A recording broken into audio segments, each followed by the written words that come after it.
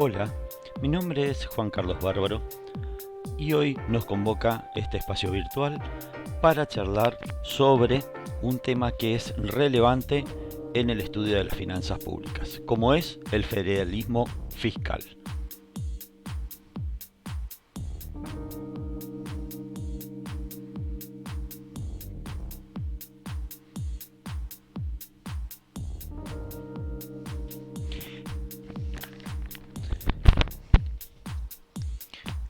El tema de federalismo fiscal está ubicado en nuestro programa en la dimensión 3, siendo el punto 2.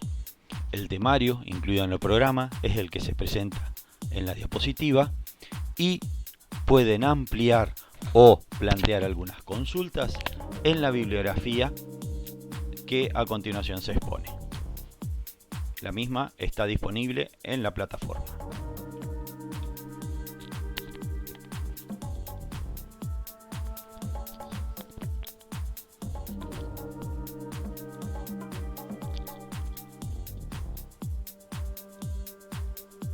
¿A qué denomino articulación pedagógica? Preguntas, conceptos, términos o interrogantes que los alumnos tienen que estar en condiciones de poder responder o entender para que el desarrollo y la comprensión del presente material sea de utilidad. En caso que no sea así o no puedas responder algunas de estas preguntas, te recomiendo recurras a la bibliografía, las comprendas y luego continúes con este video.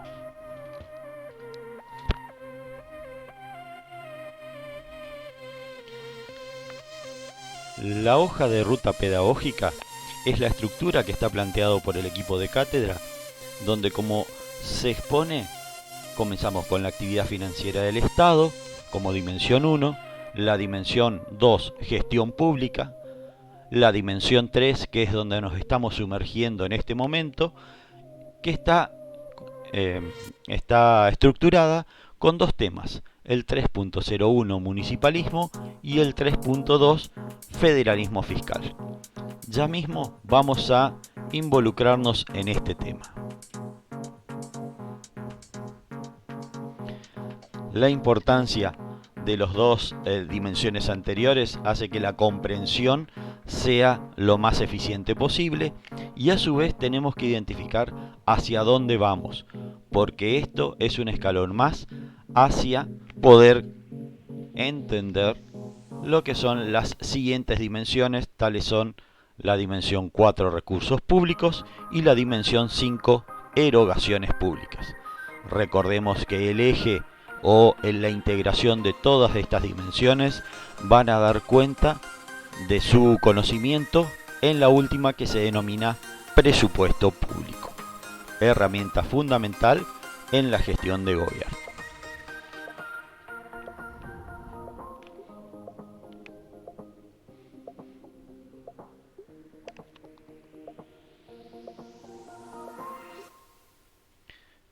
En particular, el tema 302, denominado federalismo fiscal y analizado por el autor Bolívar, está organizado en 5 temas, estos que se mencionan a continuación y que va a ser la hoja de ruta que va a guiar la presente clase virtual.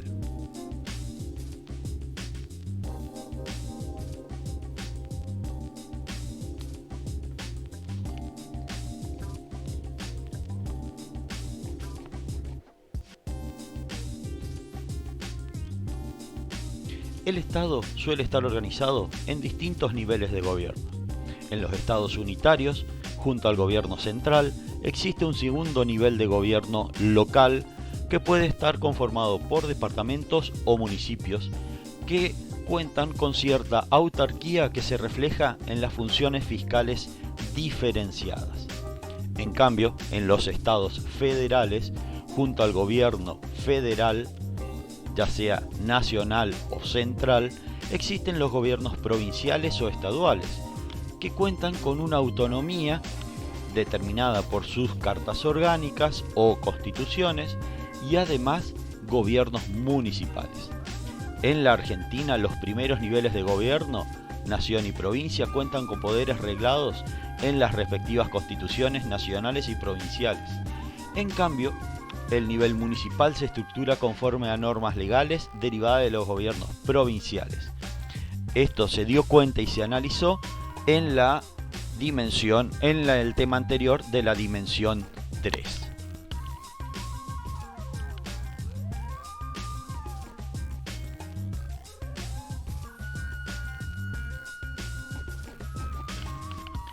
Gráficamente, lo mismo que mencionamos anteriormente, podemos verlo de la siguiente manera.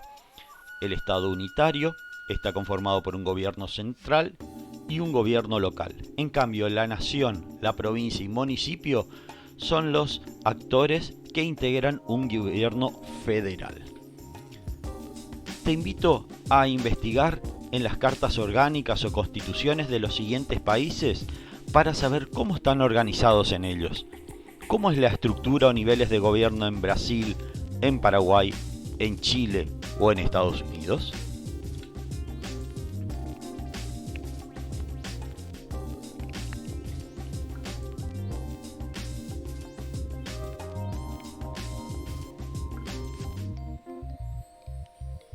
El óptimo social se puede definir según la diferente función fiscal que sea considerado para el nivel de gobierno. Ya estamos en el tema de la dimensión 3.02, primer punto de este particular. Así, en lo que denominamos óptimo social, tenemos que identificar 3 aspectos o funciones que están habilitados para el Estado. Ellos son asignación de recursos, distribución de ingresos y estabilización económica. Quiero hacer una recomendación a los alumnos, porque más adelante van a encontrar que uno comienza a mencionar solamente el término eficiencia o redistribución, pero no la leyenda completa. Y el concepto de la función asignada al Estado es toda ella. Por ejemplo, eficiencia en la asignación de recursos, no solamente eficiencia en la asignación. Bien, vamos a ver la primera. La eficiencia en la asignación de recursos es una rama de la política fiscal, cuyo funcionamiento está distribuido en los distintos niveles de gobierno. Esta rama opera básicamente a través de la provisión o prestación de bienes públicos.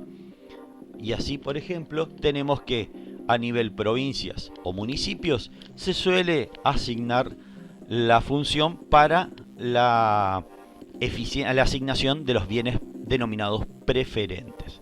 En cambio, a nivel central se suele otorgar esta función a la distribución de los bienes públicos.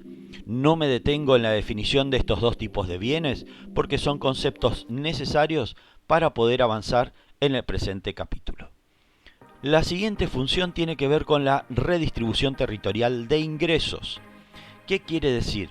Que el Estado se le asigna la función o tiene su función de buscar que en distintas regiones exista una igualdad en los ingresos de la sociedad. Esto no ocurre en la realidad, entonces se requiere la intervención del Estado para poder hacer modificaciones en esta distribución. Así es que se puede anticipar que medidas que tienen mayor eficiencia se da en un determinado nivel y vamos a anticipar que es el nivel central.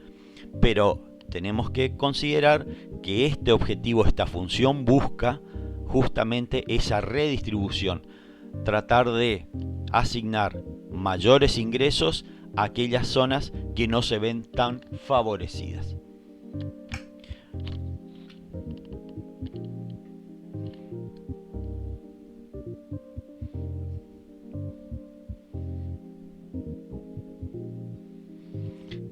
La siguiente función para alcanzar el óptimo social que se le suele asignar al Estado o reconocer al Estado se denomina estabilización económica, que se asocia, como bien dice la diapositiva, al manejo global, pero no solamente de los ingresos, sino también de los gastos públicos y de la manera en que se pueden obtener esos recursos para cumplir el fin del Estado.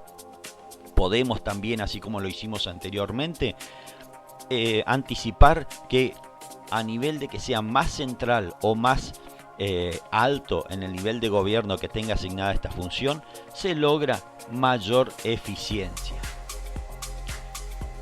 En lo que se refiere a la asignación de recursos, si se trata de prestación de bienes públicos preferentes regionales, ahí sí nos encontramos que corresponderá al ámbito provincial o municipal.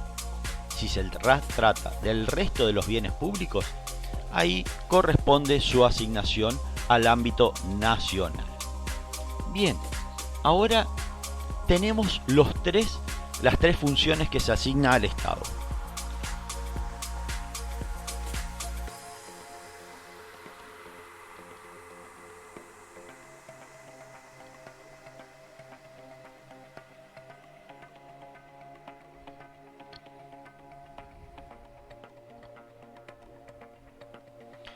Y en forma sintética, como habíamos anticipado anteriormente, es postura de la bibliografía que la redistribución territorial de ingresos y la función de estabilización económica es mucho más eficiente asignarla a un gobierno central, y la asignación de recursos corresponde en formato más eficiente, en un resultado más eficiente, asignarlo a un gobierno local.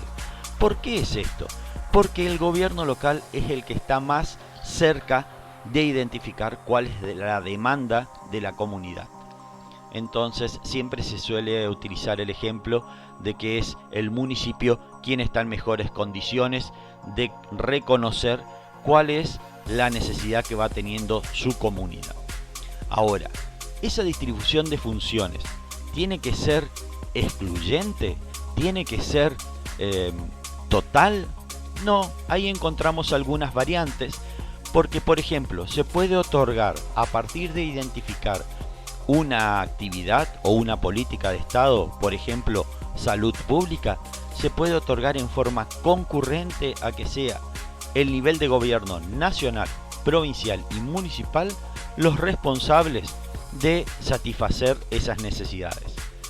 O la otra opción es asignar una función exclusiva a determinado nivel de gobierno. Por ejemplo, en el caso de la República Argentina tenemos que la defensa exterior está asignada al gobierno central o al gobierno nacional, denominado como sinónimos, y al gobierno municipal, por ejemplo, el alumbrado público. Otro ejemplo que se me viene a la mente es la educación, donde la educación primaria y secundaria está asignado al gobierno provincial. Bueno, dicho de esta manera, encontramos toda una integración de cuáles son las funciones asignadas a los gobiernos, al gobierno, y a su vez cómo ésta puede ser distribuida, y como método también, en cada nivel de gobierno. Todo esto procuran siempre alcanzar un óptimo social.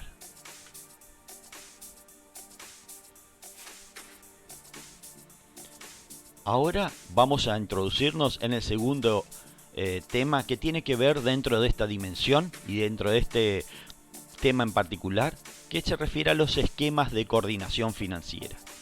Estos esquemas de, como decía, coordinación financiera cuenta con cinco opciones. Ellos son: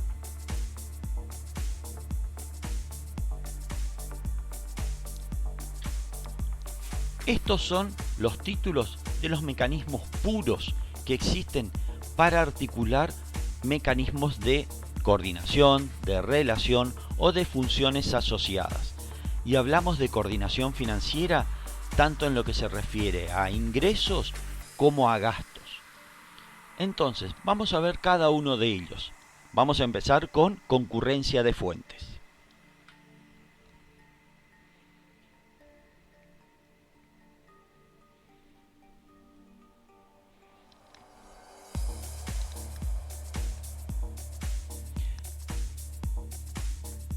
El método de concurrencia de fuentes lo que marca es que no hay restricciones respecto al uso ni al nivel de utilización efectiva de los distintos tipos de fuentes de recursos para cada nivel de gobierno. Aquí aparece el término tributos, considerando como un ejemplo concreto de fuente de recursos, pero acá también vale la aclaración de tener que relacionar con que hay distintas, en su clasificación, los recursos del Estado hay de distintos tipos. En el ejemplo que nos va a llevar después a otras alternativas, vamos a utilizar solamente los tributos. Y podemos anticipar que, por ejemplo, una clasificación jurídica de los tributos son los impuestos, las tasas y contribuciones. A los efectos amplios vamos a utilizar solamente el término tributos. El otro mecanismo o esquema alternativo para la coordinación financiera se denomina método de separación de fuentes, donde se limita el acceso de cada uno de los niveles de gobierno a un conjunto determinado de tributos, o más genéricamente, como era el caso anterior, recursos. Entonces, se está bien establecido a quién corresponde, a qué nivel de gobierno corresponde. Así tenemos nosotros, por ejemplo, en el caso de la República Argentina, que el impuesto a los ingresos brutos corresponde al gobierno provincial.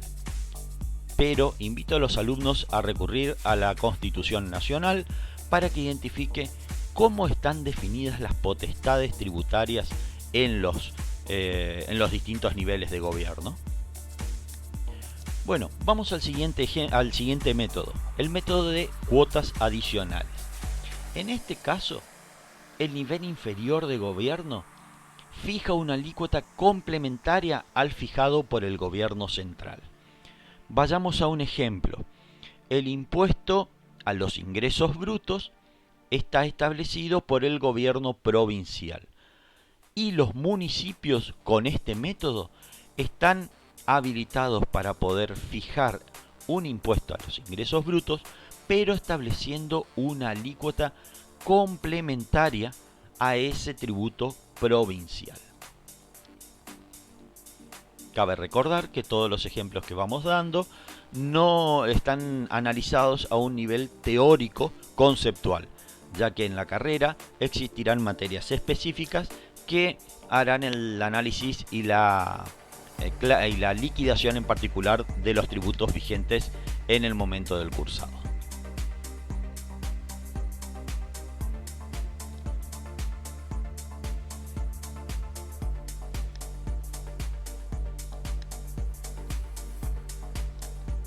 Aquí aparecen dos métodos muy interesantes que a su vez tienen unas alternativas internas. El método de participación. Acá se unifica todo lo que se recauda para después hacer la transferencia a los gobiernos locales. Por ejemplo, en el caso de la provincia de Misiones, tenemos que el impuesto a los ingresos brutos se unifica la recaudación que después se transfiere a los gobiernos locales. Un ejemplo también es el impuesto al valor agregado, que es recaudado por la nación, pero después se distribuye a los gobiernos locales, ya sea con mecanismos de coparticipación. Ese es el vigente en nuestro país. Ahora, esa transferencia tenemos dos alternativas. Una tiene que ver con el carácter devolutivo, donde lo que se recauda del impuesto al valor agregado en la provincia de Misiones por parte de la nación se transfiere totalmente a la provincia de Misiones. Lo que se haya recaudado por este tributo en la provincia de Córdoba, por ejemplo, también será totalmente transferido a esa jurisdicción. Una alternativa a este método de participación tiene que ver con la opción redistributivo, y acá se puede relacionar con la redistribución del ingreso. ¿Por qué? Porque ese principio redistributivo lo que hace es transferir para tratar de mantener una igualdad o mejorar las condiciones en aquellas jurisdicciones que son menos favorecidas. Luego aparece el otro método, que es el de asignaciones, donde la recaudación o percepción de los recursos se unifica en el gobierno central, y parte de ello se destina a partir de asignaciones a los gobiernos locales. Esas asignaciones o transferencias pueden ser globales o condicionadas. La asignación global se va a dar cuando hay una libre disponibilidad por parte de estos gobiernos locales, ya sea provincial o municipal. Y la condicionada es cuando se verifica que van a estar asignados con destino específico.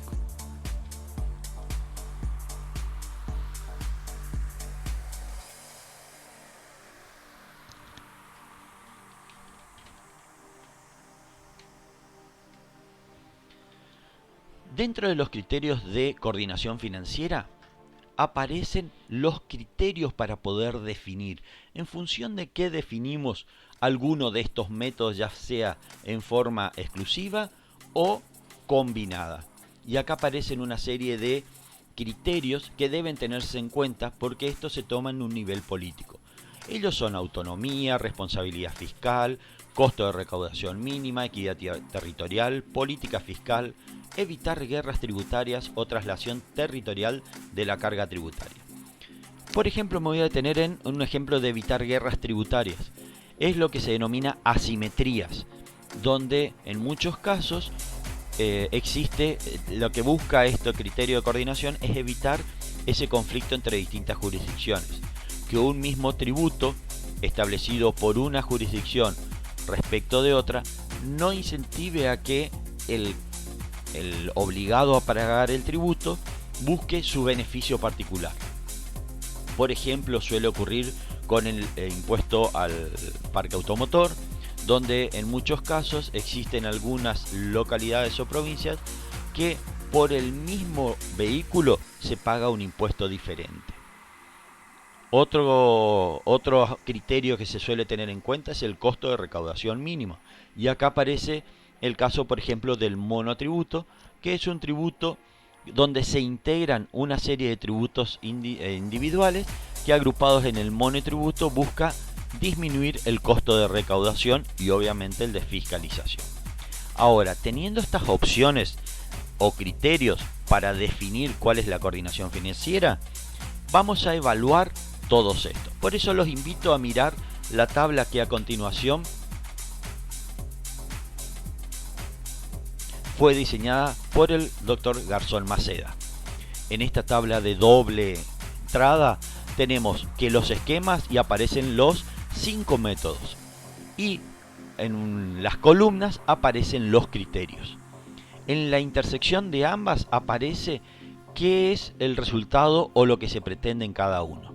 Por ejemplo, vamos a el esquema de separación de fuentes con el de autonomía fiscal. El concepto de autonomía fiscal se ve garantizado ampliamente con este mecanismo. Vamos al caso de costo de recaudación utilizando el método de cuotas adicionales.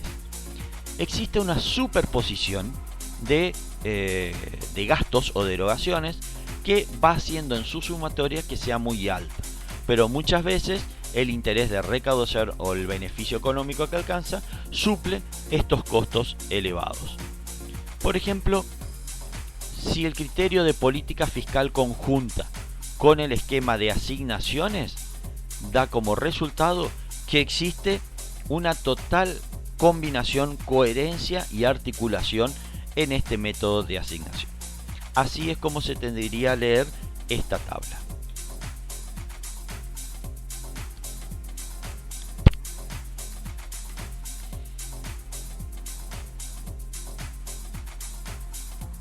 Ahora, hablamos de los niveles de gobierno, hablamos de los métodos de redistribución o coordinación financiera y siempre supusimos que existía una transferencia de los gobiernos nacionales a los gobiernos locales. ¿Cómo se hace esa distribución? ¿Cuánto? ¿Qué criterios deben tenerse? Y acá los principios que se deben mantener es los que aparece en la pantalla, considerando distintas realidades económicas que se van teniendo. Por ejemplo, el tamaño absoluto de la población de cada localidad o jurisdicción, porque ahí tenemos que el sistema de administración y supervisión escolar es un ejemplo claro de cuando se tiene en cuenta el tamaño absoluto de la población. La diferencia entre el nivel económico permitirá recaudar más ingresos propios en términos per cápita a los gobiernos de provincias ricas y por lo tanto efectuar más gastos provinciales en términos per cápita. Así, en la bibliografía da otros ejemplos que son muy interesantes y están invitados a verlos.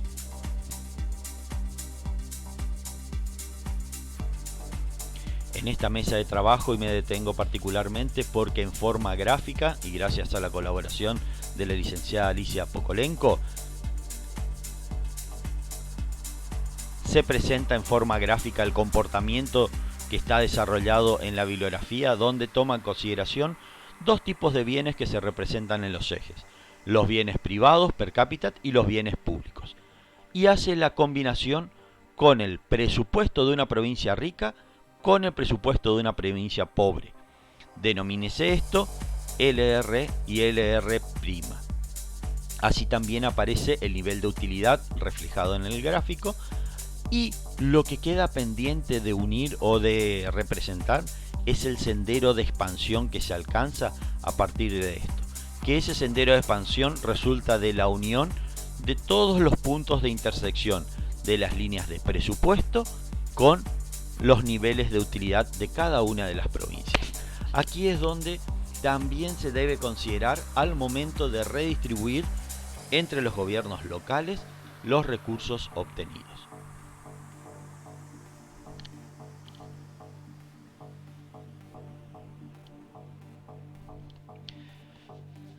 Siempre se tiene que considerar, y es muy cuestionable públicamente, el tamaño del sector público.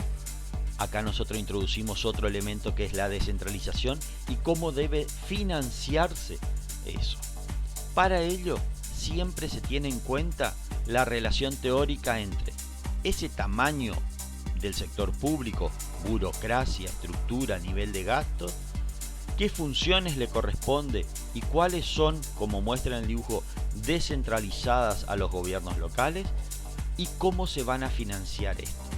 Un ejemplo que en la historia económica argentina tuvimos respecto a esto se dio cuando la función de la educación secundaria, que antes estaba a nivel de gobierno nacional, se asignó a las provincias, acompañados de su funcionamiento. Esto fue en una gestión del ministro de Economía Cavallo con la presidencia de Menem.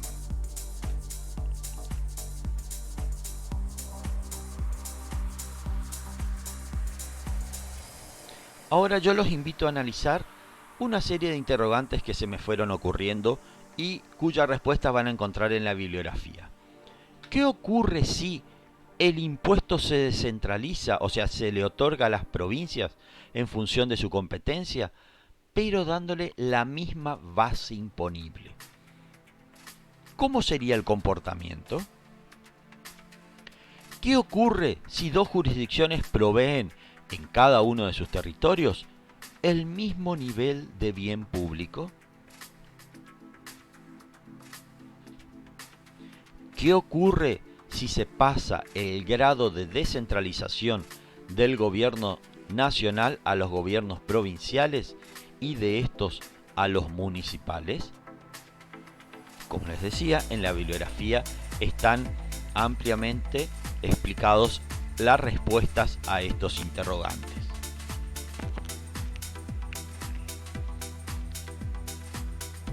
¿Y qué pasa como último interrogante si el nivel superior de gobierno es superavitario, significa que recauda más de lo que gasta, y el nivel inferior es deficitario, significa que recauda o recibe menos financiamiento del que gasta?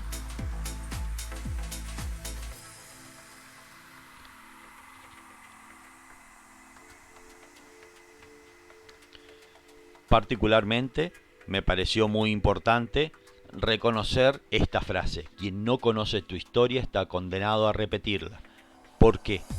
La evolución en el caso de la historia argentina de mecanismos de coordinación financiera están explicados en estos 9 puntos, que tiene una cronología con un desarrollo.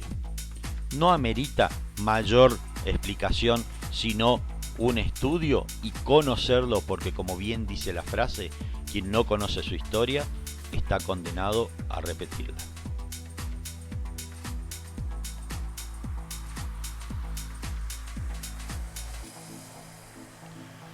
Ya en la recta final de nuestro curso,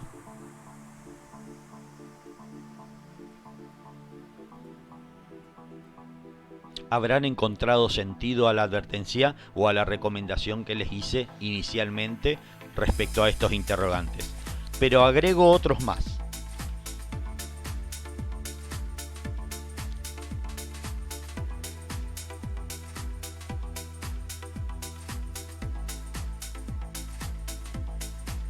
Invito a los alumnos a buscar la respuesta en la bibliografía, porque el objetivo de la presente clase virtual es solamente a nivel introductorio, ya que están habilitados en los espacios de foro y de consultas.